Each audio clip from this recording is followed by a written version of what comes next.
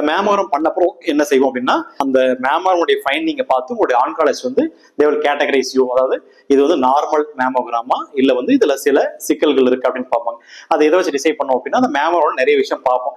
ஒரு கட்டியே இருக்குன்னா அந்த கட்டியோட ஷேப் எப்படி இருக்கு, அதனுடைய சைஸ் எப்படி இருக்கு, அதோட அவுட்லைன் அது ரவுண்டா இருக்கா இல்ல ஒரு மாதிரி இர்ரெகுலரா இருக்கா, அதுல கால்சியம் டெபாசிஷன் ஆகும். அது இந்த கால்சியம் டெபாசிஷன் பேட்டர்ன் வச்சு அது சாதாரண கட்டியா தொந்தரவான கட்டியான்னு பார்ப்போம்.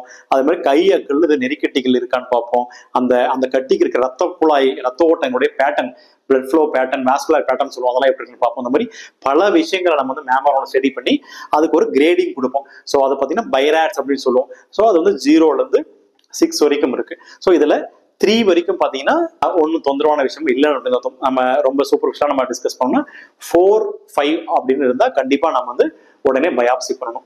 இதுல 0ன்னு ஒரு கேட்டகரிக்கு 0 அப்படின்னு வந்துச்சு அப்படின்னா அந்த டெஸ்ட் போதுமானதா இல்லை, எதிர் உங்களுக்கு வந்து அடிஷனல் டெஸ்ட் எடுப்பாங்க இல்ல வேற ஒரு வியூல டெஸ்ட் எடுப்பாங்க.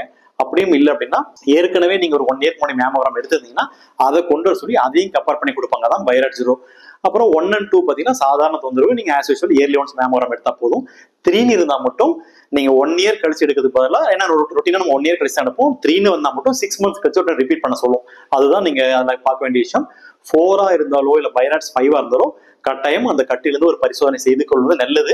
அந்த மாதிரி இருக்கவங்களுக்கு ஒரு சில பேருக்கு அது கேன்சர் கட்டியா இருக்கலாம், நிறைய பேருக்கு சாதாரண கட்டியா தான் இருக்கும். பயந்துக்க வேண்டாம். பட் பயாப்சி பண்ணிட்டு தான் அது சாதாரண கட்டியான்றது நம்ம கன்ஃபார்ம் பண்ணிட்டு ஓகே நீங்க ரெகுலரா செக்அப் இருந்தா போதும் அப்படின்ற அசூரன்ஸ் நம்ம கொடுக்க முடியும். ஸோ பயாப்சி பண்ணாம முன்ன சொன்ன மாதிரி வலி இல்லை, நல்லா தான் இருக்கு, கட்டியில ஒன்றும் பெரிய தொந்தரவு இல்லை என்று நீங்க எக்காரணத்தை கொண்டும் இக்னோர் பண்ணக்கூடாது.